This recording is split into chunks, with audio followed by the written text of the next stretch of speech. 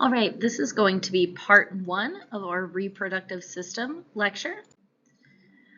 So let's talk about what the reproductive system is. The function of the reproductive system is going to be to produce egg or sperm cells and to protect and nourish new offspring throughout this whole process of sexual reproduction. So we're going to have a few different ways that we do this in meiosis. This is going to be the type of cell division that is going to produce those haploid gametes. Remember, these are cells with half the number of the original chromosomes. So we're talking about producing our egg and sperm cells here. Sexual reproduction is going to be reproduction by the combination of half of the chromosomes from each of those parents, and gametes are the actual haploid cells. So we're talking about our sperm and our egg cells there. These gametes are going to merge with another haploid cell during sexual reproduction, and that is how we are able to fertilize and start this whole process. Here is a little diagram of that for you all to just show you this process of creating new sperm and creating new eggs. I gave you, it's the same kind of thing, I just gave you a different diagram to be able to see it in a different way. So we have our egg cycle starting, and you can see the how the haploid gametes all break down all the way from the prenatal time all the way through puberty and fertilization, and then the same up here with sperm production.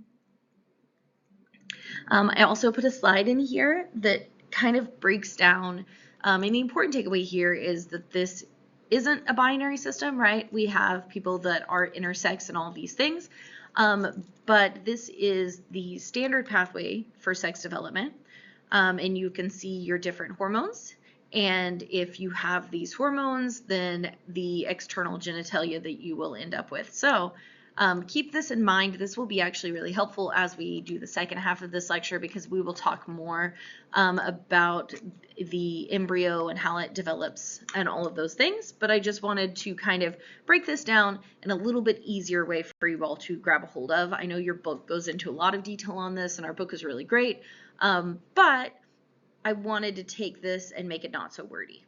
So that is what that is. A lot of these I just put in here to help you all with your studying.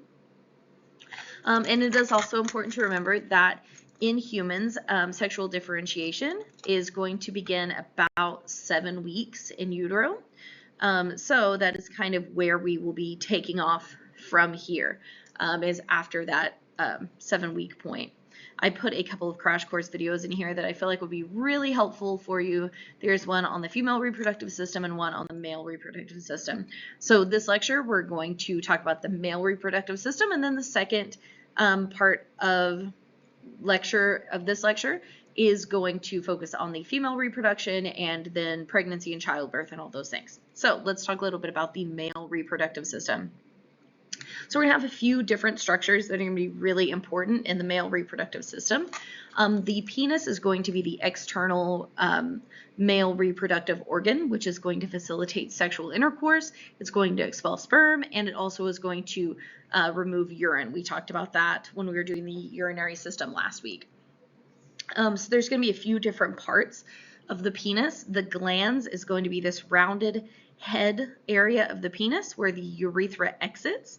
The shaft is going to be the body of the penis, which is going to contain the urethra and the erectile tissue, so all the way here.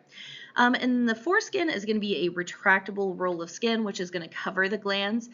Circumcised males this is the part that they have removed, so you might not necessarily always see this.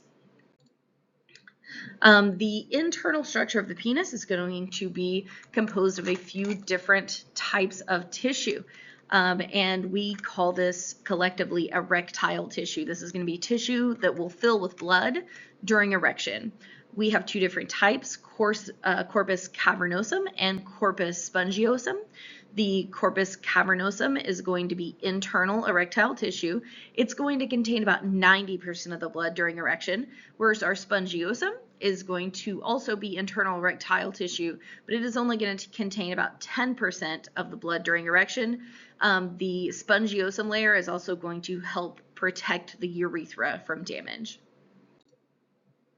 So let's talk about the testes and testicles and some of the tubes that help move sperm and semen and all these things around. So the testes or testicles are going to be the male reproductive organs, which are going to produce sperm.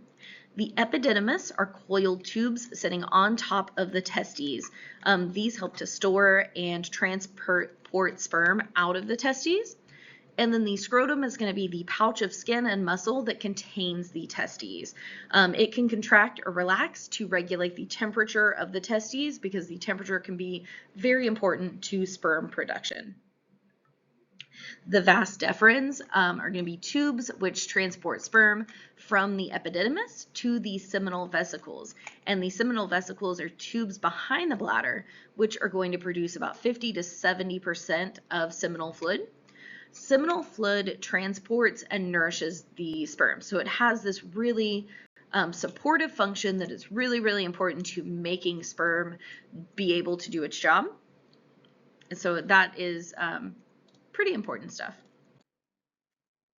All right, and then I have a few last things I want to talk about here to actually get the sperm and the semen where it needs to go. So we have an ejaculatory duct. This is going to be the canal at the end of the vas deferens. This is going to lead everything into the penis so it can be eventually expelled from the body. We also have a prostate gland. This is going to be a walnut-sized gland, which is going to secrete about 30% of our seminal fluid. And since that seminal fluid is so important, the prostate gland is also pretty important. And then we also are going to have our Cowper's glands. These are going to secrete about 5% of the seminal fluid. So that is all that I have. This was kind of a really very quick lecture, but that is all that I have for the first part of the reproductive system. The bulk of the lecture is going to be in the second part of the reproductive system, because in that we will be talking a lot more about the hormones of menstruation, childbirth, all of that kind of stuff. So that is all that I have for this first part. If you all have any questions or are confused at all, just reach out and we'll figure it out.